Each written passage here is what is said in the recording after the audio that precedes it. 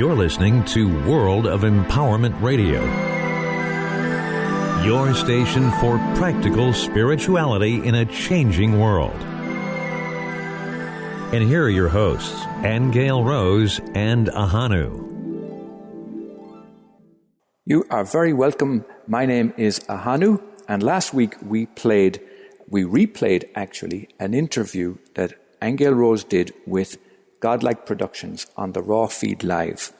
And they asked her so many very interesting questions, and she gave so many interesting answers that we decided to replay this interview from 2012. It was, you may remember, a very interesting time with the ending of the Mayan calendar and all the opportunity and potential that offered to us. So have a listen as we go into part 2 of this session. We're all interested in your theories on the extraterrestrial phenomenon, our space brothers. Are they our space brothers? Are they a fragment of our imagination? Are they interstellar beings? What are they? I don't believe they're a figment of our imagination at all. I believe they really exist.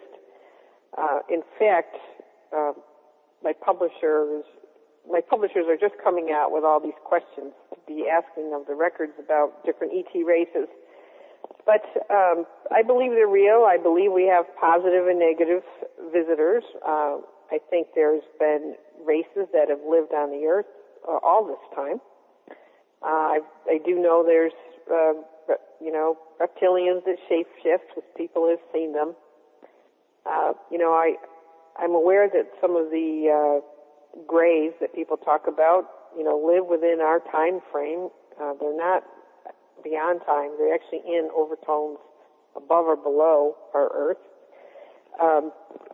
I've seen glorious ETs, from all different planets. I've started to, I don't know if that's in there, but I was asked last year to decode many of the crop circles. And I know a gentleman who has, when the crop circles would appear, there was a woman who would take pure water, and she'd go sit in the middle of the crop circles and make a mother tincture. She'd call in the energy of the particular circle, and it would become a mother tincture in the water. And so, this fella has collected all of these mother tinctures probably since 2003, and they're all in his refrigerator. He had no idea what to do with them because he didn't really know what the geometry of those circles were. So he hired me to go into the Akashic Records and read these circles, and they became a whole series of star essences, which he now sells to the public. But the point I'm wanting to make is that he would ask me who made particular circles. And so we'd get all various races of beings, some that were old Mayans that left the planet, others that were Arcturians, some were just light orbs, some came from inner Earth, some from Syria. So, you get a wide variety of an awareness of different beings at different levels. And you can feel their differences because they're vibrationally very different. So to answer your question, I think that we are all hybrids of various ET races that got together many, many moons ago, and we're doing lots of experimentations with the life forms on this planet, and particularly the human, and many, many gene codes are present in all of us that I would say we're all ETs, actually. What do you think of that one? I wouldn't doubt it. I've heard a lot of stuff on possibility of our genetics being tampered with, several 100,000 years ago. I don't buy the Zachariah Stitchin theory about how we used to be cavemen, and then the Anunnaki came here and they genetically manipulated us so that we could be subservient slaves and harvest gold for them. However, I wouldn't doubt it. Maybe there was, a nefarious race of species that possibly came here and wanted to harness something more powerful, like our soul energy, because I'm sure that they could get gold somewhere else. They wouldn't have to travel the stars for that. But now you're saying that you see these reptile shapeshifters, and there's a lot of people that say, at the top levels of politics and corporations and media, you've got these shapeshifters that have been around for thousands and thousands of years, controlling the world behind the scenes. Do you back up, or would you say that you agree with that conspiracy theory that there really are, these reptilian, like shape-shifting entities that control people like they're puppets, in a different dimension? That's a very good question, and there's different levels to that answer.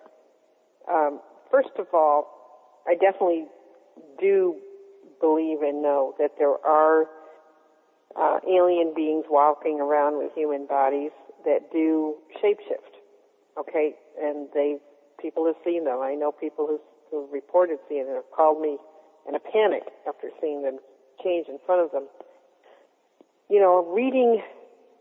Reading different vibrations of people really is the key to the answer to that question, because I wouldn't go so far as to say that every single, political leader that's got a negative agenda going on is a reptile. I wouldn't generalize that way. But I can tell you that there are certain leaders who are. And you just watch, it's a vibrational thing, they're not human. And they don't care about humanity the way that other people would, in a common sense, sane way, where if you just say, when you're sane, there's just certain things that are common sense. You just don't harm this or that, or you don't do this or that. And there are many, many beings on this planet who are not human, and so they don't care about humans the way that would be obvious. So, with the conspiracy theory, to generalize, I wouldn't generalize, but I would say there are some that are not human. And some of those are in key positions in our world. So, I think it's just because I've seen them, you can read the different vibrations of if somebody's human, if somebody's ET, if somebody's reptile. I can tell you in doing my psychic laser therapy that probably 6 out of 10 people have a reptile attached to their backs. Okay, that is sucking energy off them. Really? Wow. Yeah. Wow. Okay. These things are like astral pythons, I guess you could call them, right? Well, they are. They are. And I think if you think of a reptilian, it's been on this planet a long time. It's a real primal energy, very primal. And of course, we have a part of our brain that's reptilian. Okay, so we actually do encompass part of that race. But I think the thing is this is a time of species evolution that's going on our planet, and you can see that because you'll see species leave, you'll see new mutations in plants and animals, behaviors in animals are changing, all sorts of obvious indigo kids, crystal kids. They're all coming in here with advanced abilities and coding, so something's going on. And for a lot of the reptilian race, they haven't evolved in a long time. And even though they also have an opportunity for their whole genetic code to change, many of them are in control of this planet. They really they're not interested in evolving. And they will do what they can to stop that process. So, there is stuff like that going on. But, when you understand it on levels that all of us are them, and there really isn't any division between whether they're a reptile or they're an ascended, wonderful, beautiful being, that all of us are part of that. Again, you look at it all real different. Okay, so to answer your question, yeah, they do exist. Reptiles do exist. Some of them are our leaders. Well, okay, and a good example to show people this really does come down to what I was mentioning about the ability to be able to reason and common sense. Okay, that when you see laws being passed that are just evil, I have to use the word, they're evil, such as the banning of herbs, for example. Okay, wicked. Yeah, it is taking away people's rights. Those are things that are not being enforced by anybody who would be what we would consider an intact God core human. We wouldn't do it, you know? They would never be doing that. So you have to say who's doing it then. Right. And not just that, but I mean, look at the ridiculous media coverage about how Amish farmers that, you know, are dealing in raw milk to other people that have never gotten sick from it. They're sending SWAT teams to their houses and their farms, but it's okay for large corporations to put aspartame in almost all out there, which is literally neurological harming agent. And it's like, oh, it's good for you to put, you know, aspartame in the food and extra fluoride in baby formula, but it's not raw milk what nature gave you. And yeah, I mean, there's got to be something out there that's beyond, because, you know, we've talked about this before on Godlike Productions and GLPV feed, where if you've got these, you know, people out there, these aristocrats that have all the money and power in the world, then why would they allow things like Fukushima to happen and the Gulf oil disaster, and why would they continue to blanket spray the majority of the crops with D2, which is something that makes up Agent Orange? You know, why are they doing all this destruction of the planet? They've got everything that they need. Well, maybe it's because something's attached to them, like what you're talking about, like some type of dark, wicked parasite that we can't see, and it's just manipulating them into this, you know, world of like dark ecstasy. Well, and that's what I mean. You know, the thing, anybody who becomes a conscious person and really works with themselves, and you know, you start undoing your own beliefs, for example, and what you find is you become more and more harmless. And not only do you become more and more harmless, you know, the whole idea of ever harming anything that's, you know, anything that's against the life principle, let's say, okay, is insane. It's just insane. So, you know, people can say, well, it's all about the money. Yes, it's all about the money, but it's bigger than that. It's like, what is the presence that isn't human, you know, that doesn't get it, doesn't connect to the fact, you know, that they're destroying even their own environment. It's not just us, you know. They're destroying the environment that they live in as well. So, yeah, you know, there's all sorts of beings on this planet that are not in, what can I say, their humanity is not intact, okay? And that's what seems to be running the world, and that certainly makes me very suspicious about who is running the world, you know, because to me, it's not somebody who's a real human. I think the best way to compare, the best character to compare him to in a sci-fi movie would be like the Harkonnen out of Dune, where they'll basically, if you've seen Dune, you know what I'm talking about, those slimy, disgusting, that, you know, care about his technology and power, and they'll their own children just to live longer. I mean, they're just, it's crazy. It's absolutely crazy. So, well, you know, you mentioned technology, and I have to just mention briefly that there is a whole section in the book that Source talked to us in depth about technology and really warned us about it on a level that was a bit shocking. Okay, and you know, went into, you know, in terms of us being you know, a nerve network, you know, that we have a very complex nerve network in our solar plexus that connects us not only to one another, but connects us to the web, the energy web around the Earth. The thing about the solar plexus is, you know, it's connected to the emotional body. So, you know, if people feel down and people are depressed, then they have low thoughts, they have low feelings, and those energy pulses get sent out through that web, and we all feel it.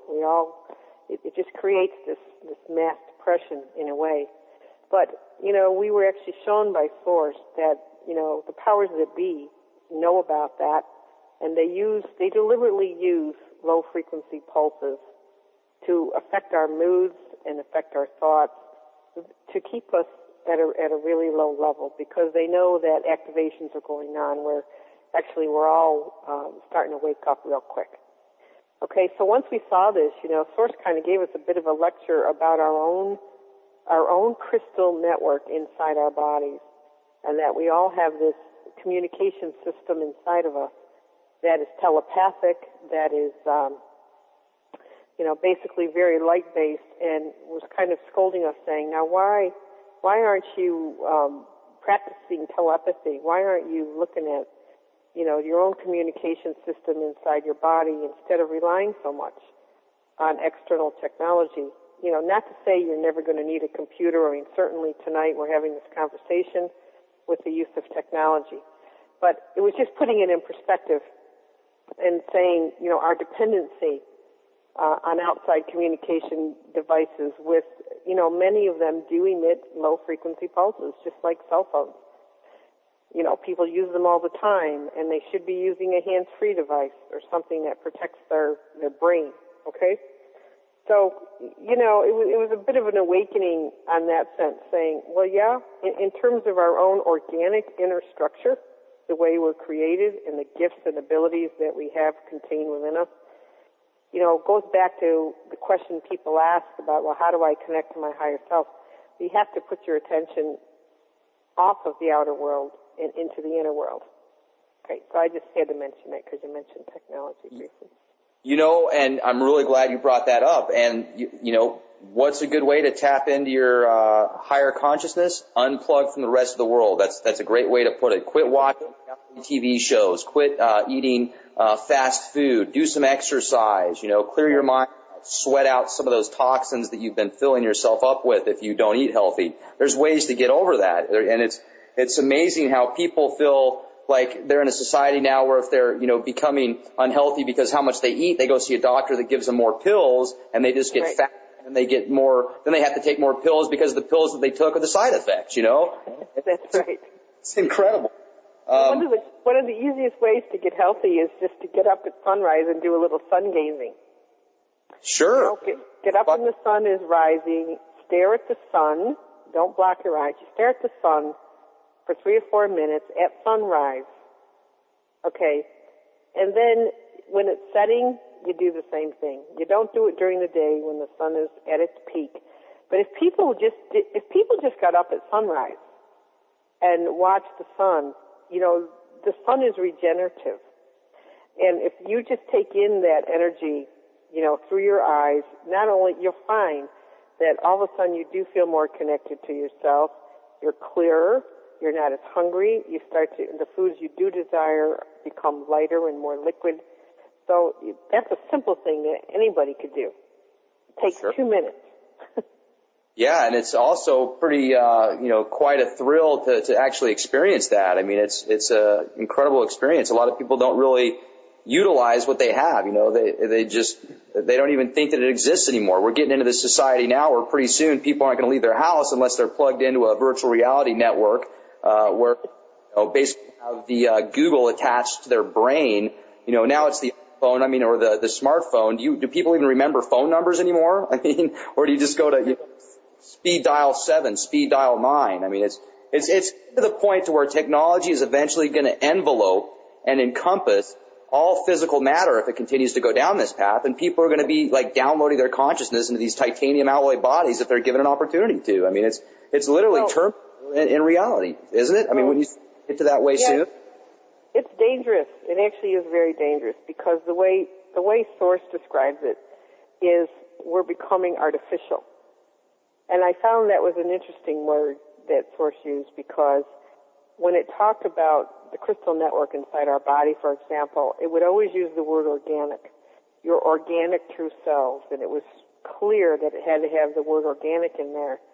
And, it got on the topic of GMO foods one time and was saying, in terms of a conspiracy, that here they're creating these foods that are artificial and insisting that they're the same as live foods, which they're not. And you consume them, and where do they get digested? They get digested in the solar plexus, and they start to alter the way your body digests food and even what it can digest. And so gradually, it isn't just the technology with the cell phones and the low pulses that go in the brain, but it's actually they're attacking it from the food that we eat and making us more robotic. And I think, I don't own a television. I don't care to own a TV. I'm an author, so I do use the computer to write, but I have to tell you, I can only really do 2 hours a day. The rest that's it, And I do take time to go look at the sun and be out in nature, or put myself in a room where I can hear birds or I can hear trees, So I just think it's a huge warning Source has given us about this whole artificializing of even our biology, our sacred biology, which people have no clue on how holy that is inside you, Well, it really is. And, speaking of technology, let's talk about this for a few minutes. You've got supercomputers out there now that are calculating over 16 quadrillion floating points per second. So as far as technology goes, if these, dungeon masters, I like to call them at the top levels, wanted to completely predict the outcome of every person on the planet, just this one computer could calculate over 2,285,000 scenarios per person per second. So how easy would it be for these, psychopaths to be able to control physical matter with all this technology that they have? And if you've read some of the articles that have came out recently about how top scientists and gurus in Russia that have all this money to create a new sense of reality where they can download their consciousness forever. And then, with what we were talking about earlier about how they're basically they're getting rid of all the live foods. They're turning people into robots. Fluoride, aspartame, genetically modified corn, pesticides, herbicides, chemicals in the air, chemicals in the water. Are they trying to get people to the point to where they'll be so completely detached from the source, from their soul, that they'll literally have them engulfed in some hard drive system where they can control people's actual reality and outcome based upon what they've gotten themselves into by literally plugging into the system? Well, and I think the point of it is that they want to use us as a power source. You see, I think people don't understand that, the technology, the reason it can interface with consciousness is really because we are the power source. We're humanity, and the way humans are built, we are the consciousness source that they use. But I have to tell you, I'll give you a little bit of hope, because when people raise their frequency, when people clean out their stuff, and they really start becoming conscious creators.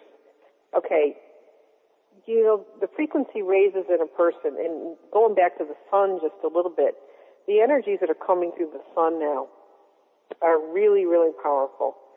And you want to jump a few frequency levels, you just do a little bit of sun gazing.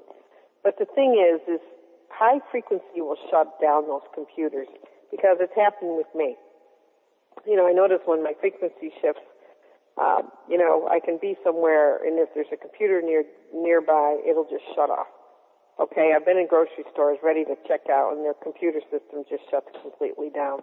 And I'll say, just let me walk away 3 or 4 feet, it'll come back up. But we can offset this, you see.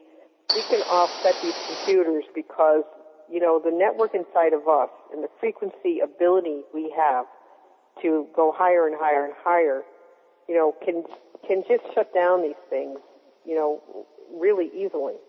But if we keep allowing ourselves to be dumbed down and to be artificialized, we're not going to have the ability to do that anymore, which is why Source is really warning us and wanting us to start practicing with our own crystal network and our own telepathic abilities, because that's the only thing that's going to overcome that. Otherwise, you are right. What will happen is these computers will take over and be controlling everybody's thoughts, so...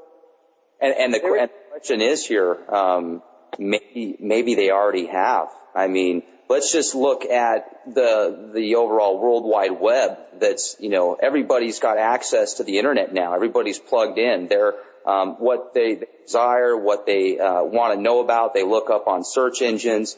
They have database systems that compile all this information. And when we had a guest on here a few weeks ago, Douglas Dietrich, on the Raw Feed, and he had access to a lot of military stuff that before it put into the internet, before the internet really existed.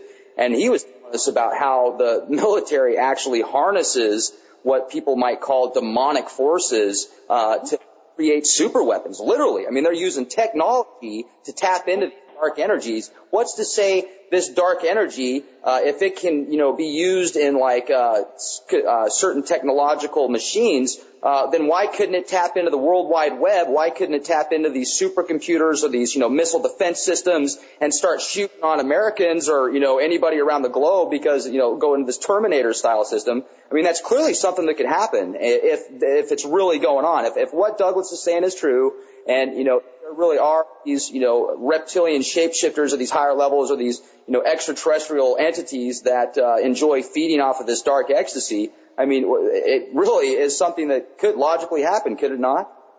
Well, it could, but the opposite can happen too. And, I always have to put a plug in there for source, because do I believe that, military people and government officials use dark magic? Yeah, absolutely. Do I know that they know how to tap into dark forces? They've been doing that forever, okay? And that's been a disadvantage of us because, what has happened with religions where when it comes to the subject of magic or the occult, we're told that that's evil, you have to stay away from it. So, even that knowledge has been conveniently, taken from people where they're too afraid to even explore it. But, when we talk to Source about this, Source still calls all of these guys little minions. And I think that's an interesting perspective because, when I'm in the records and Source is actually talking to us, the immense power, there aren't any words for it really. Okay, the all-encompassing, all that is, loving power that is really, at the core of the life principle. It can never be destroyed from what I've been shown. So, but I think, in terms of individuals' personal evolution, it is time to take responsibility for our own network and stop becoming so dependent on everything. And that's what's got us into trouble so far, is we're also codependent, on outside things. And you are right. If we just stay complacent and we go with this and we say, wow, isn't this new piece of technology great? Blah, blah, blah. We'll just succumb to it all. And that's why it's saying, look, for example, to talk about becoming conscious and even taking the time in the morning to meditate, what did I just say? 2 minutes in front of the sun. Get up at 6. Or whatever time the sun rises, take 5 minutes when the sun goes down. If all you did was that, you'd be improving your life 1,000-fold. And not only that, you'd be activating your own organic crystal network because there's light codes coming through the sun now that are changing your biology for the better. When you get people who can't even give that much time out of their day to save themselves, let's put it to you that way, that's the sadness that I see. Okay, even when I say, look, it's simple. You don't have to do anything expensive. You get yourself out a notebook and a pen, and even if you took the time at the end of the evening to ask yourself how you felt about your day and took an honest look at it, and what could you have chosen differently to make yourself conscious, that will activate your own organic network inside your body. But if you just want to ignore that and tell yourself you're too busy or you're worried about making money, and you're too busy to even give yourself a half an hour out of your day, then we're all going to go under. That's just the truth of it, because they are taking over. We're going to take a quick studio break right here. Remember, you are listening to an interview from the Raw Feed Live with Godlink Productions. We're interviewing Aingeal Rose about everything that was going on at the time in 2012 and the ending of the Mayan calendar. We will be right back after this break. Years of research, thousands of profound statements, hundreds of sessions, miles of transcripts, months of listening, a vast archive of personal power and spiritual awareness awaits you. Join worldofempowerment.com today, a website of practical spirituality for your fast-changing world. worldofempowerment.com. Ahonu's book, The Reincarnation of Columbus, is his true story of the loss of his first child, his pain and struggle with grief, and the guilt that followed. It forms his entire philosophy of life, and is a superb rendering of the unfolding of spiritual awareness. The Reincarnation of Columbus is a true epic voyage from the pain and sorrow of a father's grief to a new world of empowerment, love, and forgiveness. Get your copy on Amazon.com or on Kindle for $2.99 by searching for AHONU, or visit http://thereincarnationofcolumbus.com. That's all one word, thereincarnationofcolumbus.com.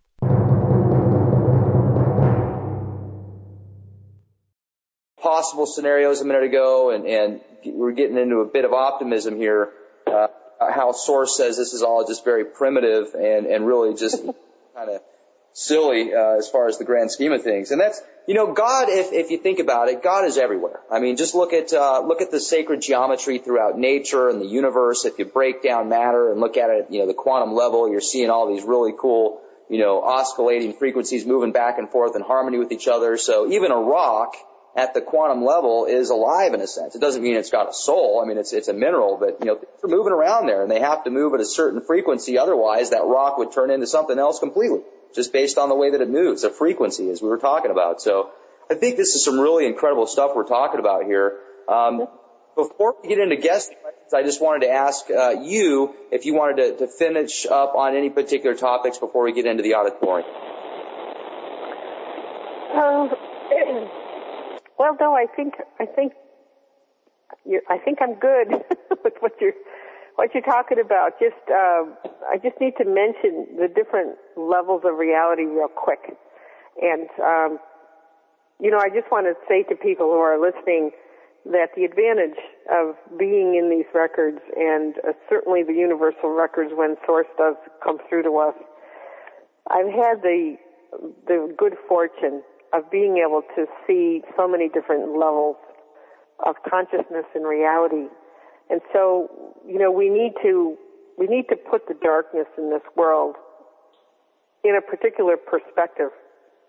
On the one hand, in relation to our ever-expanding universe and beyond, which is so huge that we really can't even comprehend. And certainly the power and energy of the intelligence that creates life is so far beyond, any of these little dark machinations. But having said that, since we are at this level of 3D and we are interconnected to all of this, it is such a responsibility for us to actually be the ones, that put ourselves in order so that we're not affected by these frequencies. And let me just give you this brief story before you turn us over.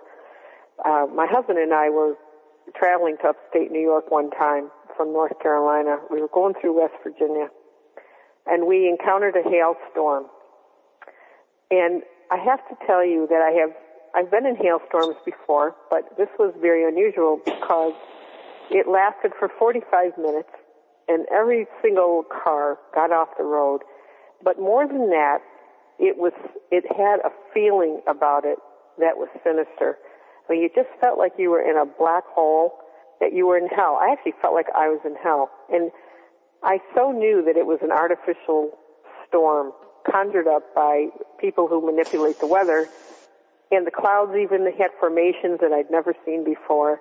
And I am not kidding. I could not wait to get out of that. When I got out of that and I actually saw blue sky again, I actually said, oh, thank you, God. Because, and I'm bringing that up to show you the degree of energetic pulsing that they know how to do now. And if it can make me feel like that, and I consider myself fairly awake, where I was just terrified. This ominous was the word. Okay?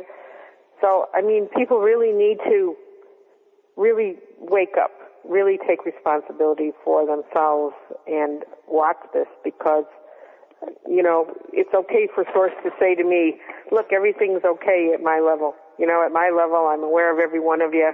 what's the worst that can happen? You'll lose your life, you know? And in one sense, that's true. But it certainly isn't our intention to lose our consciousness, okay? So I just had to finish up with that.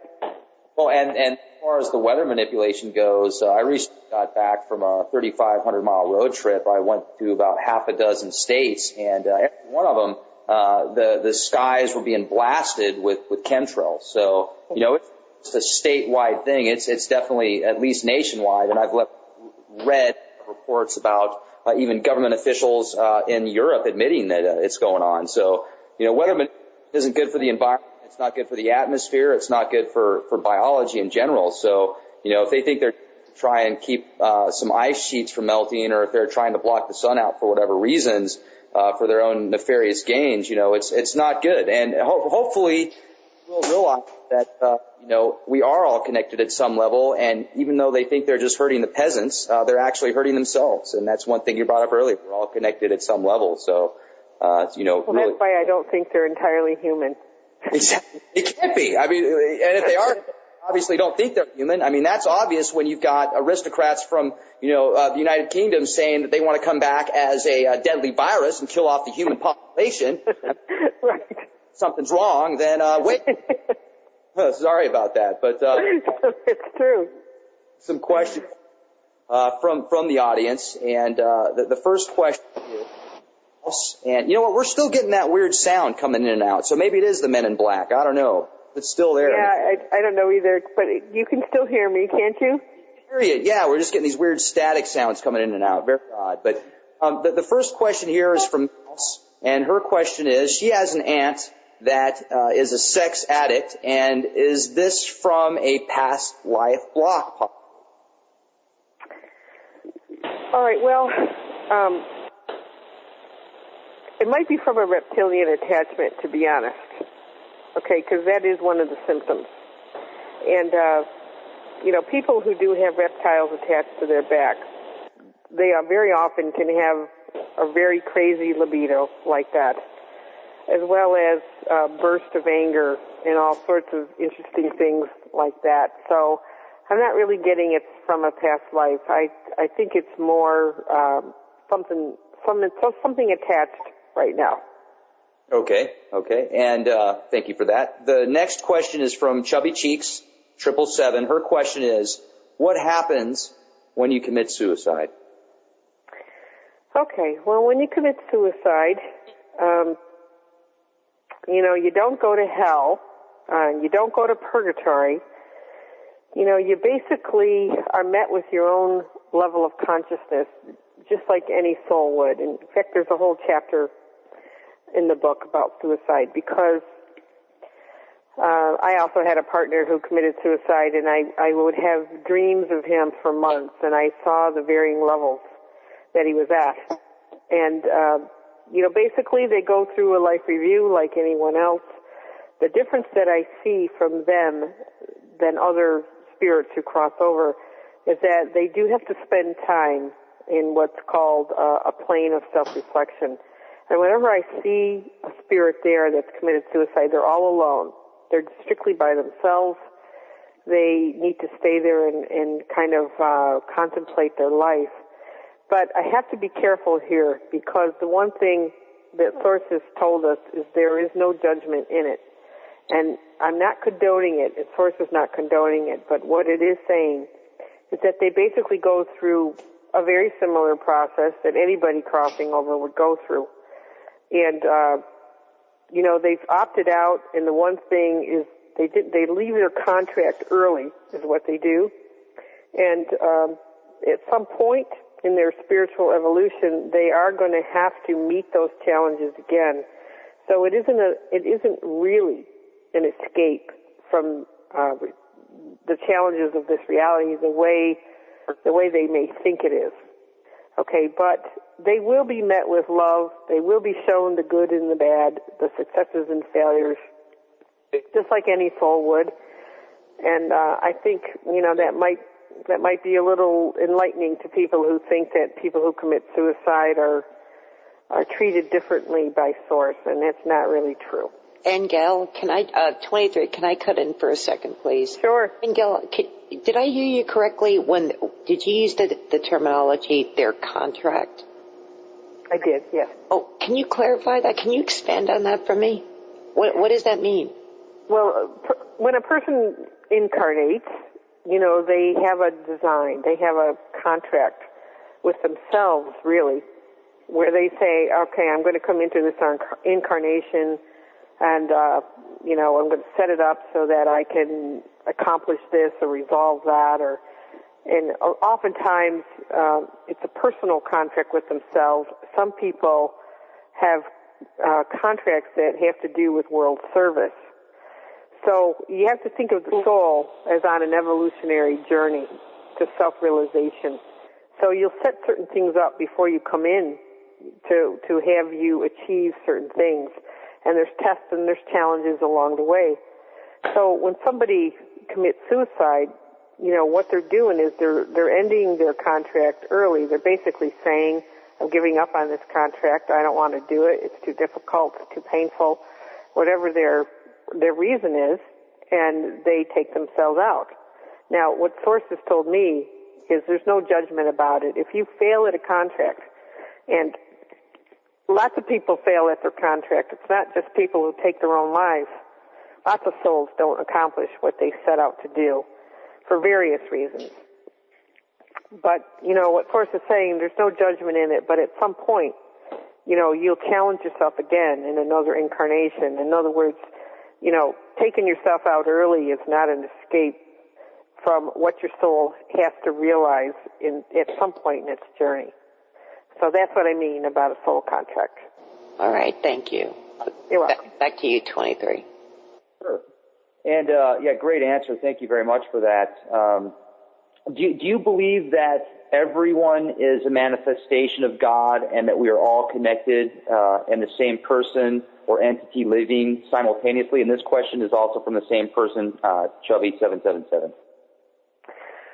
Well, it's a good question because there's levels to that answer as well. If you go back to the level of God's source, we are all part, or we're not even all part. We are all the all that is. So anything that's ever been created, manifested, we are it. Okay, we are it. And in that sense, you could say we're God. We are God. We're not a part of God. We're contained within the all. So on one level, you could say, there's only one of us here. Okay. But on the level of the individuated spirit, which does, quote unquote, separate itself out so that it can have an individual experience and perceive itself as individual, it's really an illusion.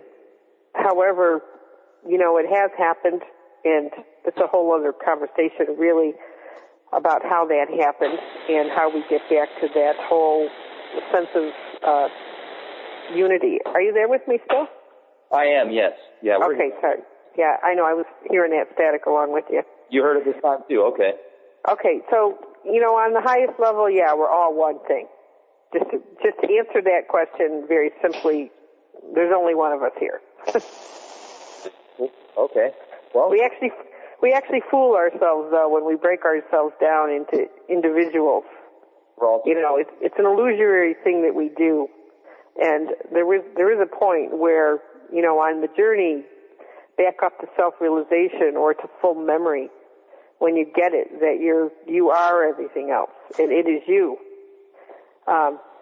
Things start to change and your desires change and the purpose for being here changes. So that's part of the process. But again, there's a lot of levels in between there. Okay, great. Thank you for that. This question is from Wonderlust.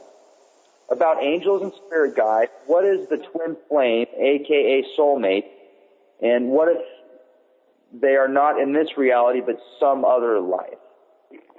Yep, okay. Well, a twin flame is not a soulmate. They're different. And a twin flame is actually, they're one in the same flame. Even though the question before where we just said everybody was everybody. But if you think of individuated spirit. Let's say a flame. Just imagine a flame. There is a point where that flame splits into two, just as a cell would divide. Okay, and once it splits into two, it then splits again and creates lesser twins.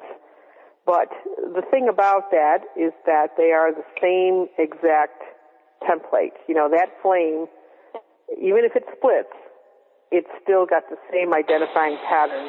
They're twins. They're identical, okay?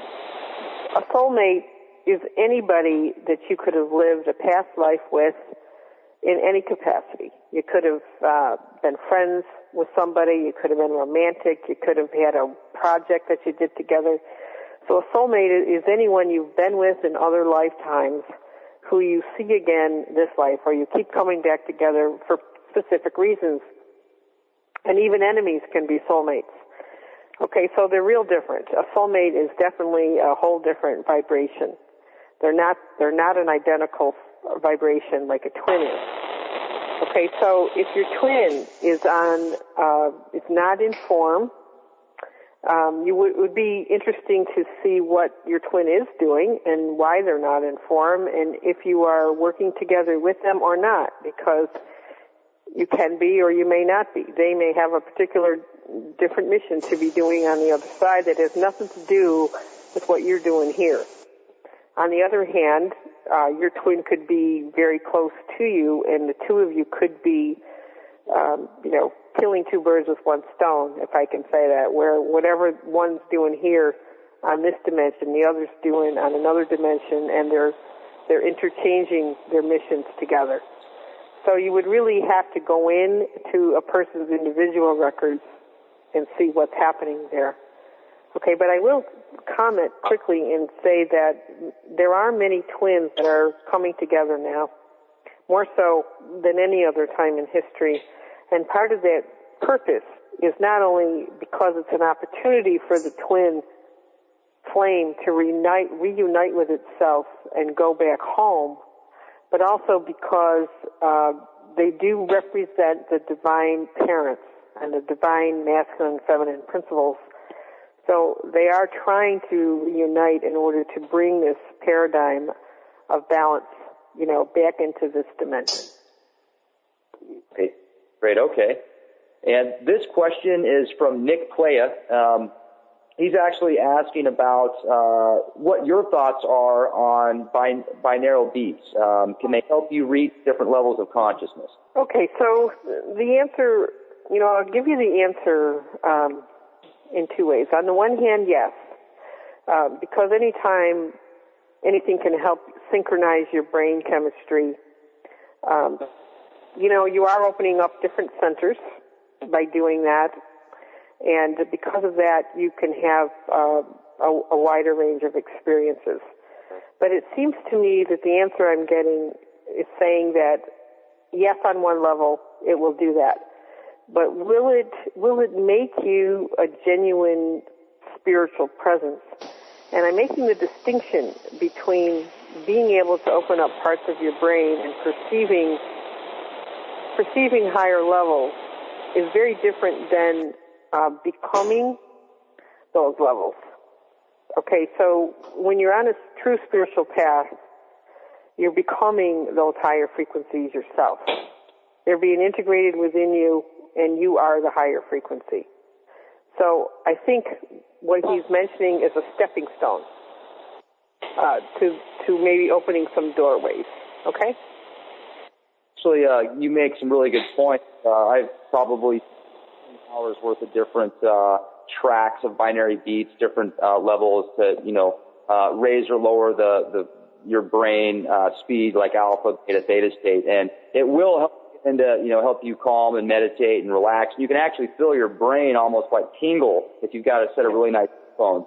But to get to the levels you're talking about, that's just going to be a small stepping stone to get there. So great way to put it. Another question we have too is from Chubby again, and she is wondering if you can actually raise your consciousness by the type of music you listen to, and what is your favorite music?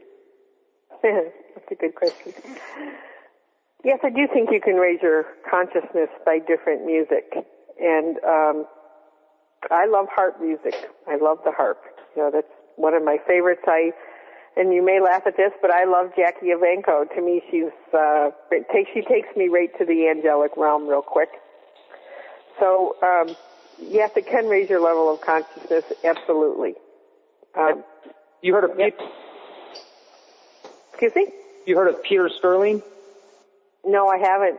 We had him on here at PVC a few nights ago, and he's actually an incredible harpist, and he claimed he actually he made contact with these angelic beings. He's incredible. It was a lot of stuff that he is talking about. You've actually talked about as well, so that's awesome. You'll definitely have to check him out. I'll send you a link or something. But, yeah, cool. I will. That's great stuff. Let me ask you, could you do an Akashic reading for me or for somebody else in the audience over the phone? I really don't like to open the records online, to be honest, and I'll give you the reason, okay? To me, it's a bit of a sacred reading, okay? And you really are into a person's soul, and I have great respect for that process. So I don't, I've had this conversation with my publicist before, and I would prefer not to do that, to be very honest. Now, what I am willing to do at possibly another point is if I opened them and took maybe a spiritual question. But a personal reading is, it's a pretty sacred thing. So I would just prefer not to do it. I used to do all kinds of tarot readings online and psychic readings of that nature, but, this really is of a different frequency altogether. Hey, I respect that. I mean, don't mess with an artist's work, so... Yeah, it's just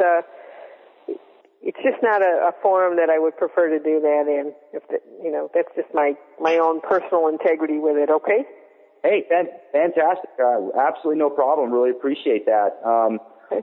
We're getting ready to close up here tonight, and before we do, I just want to say the mic is yours. If there's anything you'd like to share before we close out tonight, please feel free to do so.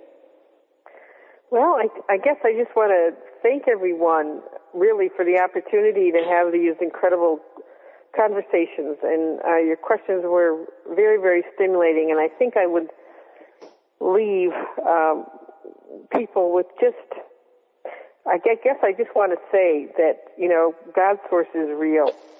And it's a real active presence. And it's certainly something that everybody is. And,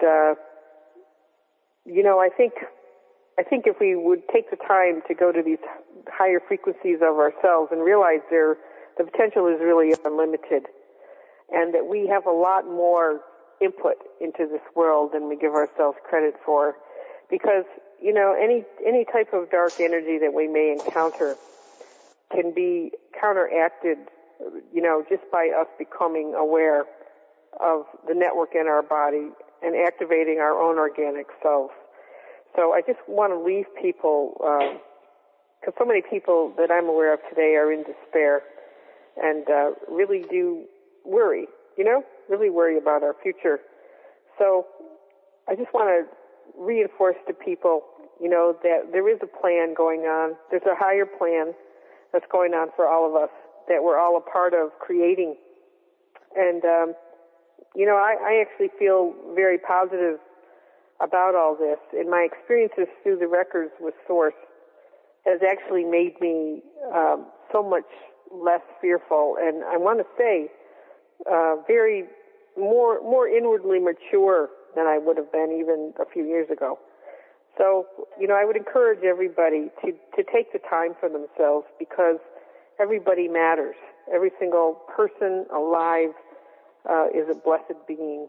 And, we have more to us than we're aware of. So it's time we take ourselves back, if you know what I mean. Say to anybody, if anybody is interested in the book, it's at atimeofchange.info. And that's all the advertising I need to do. Well, I got to say, you've been an absolute and I really feel blessed to have had the opportunity to speak with you here for the past couple of hours and pick your brain. It's been great. The auditorium, everybody in here has had an absolute blast. I know that people all over the world that have an opportunity to listen to this. So, thanks again for making it. And if you'd stick around for just a second after the close, that would be great. Okay, great. Thank you. GLPVC's The Raw Feed would like to thank our guest, Aingeal Rose, for sharing with us her studies, knowledge, and information into the Akashic Records. Check out her book, A Time of Change, Akashic Guidance for Spiritual Transformation, and her site, aingealrose.com. Thanks to the VC team, Jay, Isis, and tune in tomorrow night, folks, for a return guest. Once a month, we've got Helene Olson. That's Wednesday, October 24th, 11 p.m. Eastern. That's it for tonight, folks. The podcast will be up shortly. This has been a GLP Voice Chat presentation. Good night, everybody. Well, that brings us to the end of this show. You will remember this was an interview conducted by the Raw Feed, Godlink Productions, and we broke it into 2 parts simply because it was originally a 2-hour interview. If you missed part 1, make sure to check out on our website at honesttogodseries.com, or indeed you will find it on the worldofempowerment.com. Also, you'll find a link there to the 2 parts. We hope you enjoyed it. We will have Aingeal Rose back with us live again next week, and we look forward to speaking to you then. Thank you. Bye-bye. You have been listening to Aingeal Rose and Ahonu on World of Empowerment Radio, your station for practical spirituality in a changing world.